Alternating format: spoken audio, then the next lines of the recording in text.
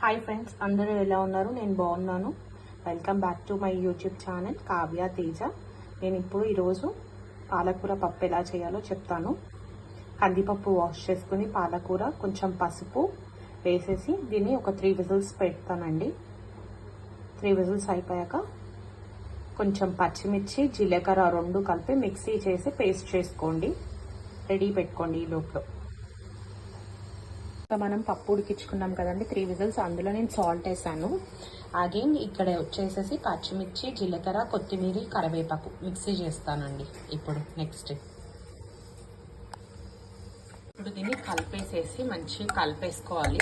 కలిపేసుకున్నాక మనకి ఇప్పుడు ఈ పచ్చిమిర్చి ఏదైతే ఉందో అది గ్రైండ్ చేసాం కదండి, ఆ గ్రైండ్ చేసిన పచ్చిమిర్చి ఈ పేస్ట్ ఇలా గ్రైండ్ చేసుకోవాలి. ఇప్పుడు దీన్ని తీసి దీంట్లో వేయాలి. చాలా బాగుంటుందండి, యమ్మీగా ఉంటుంది.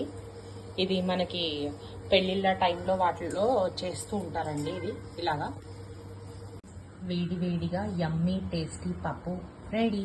పాలకూర పప్పు రెడీ. చాలా యమ్మీగా ఉంటుంది. ఒకసారి ట్రై చేయండి ఫ్రెండ్స్. కామెంట్ సెక్షన్లో ఎలా వచ్చిందో చెప్పండి.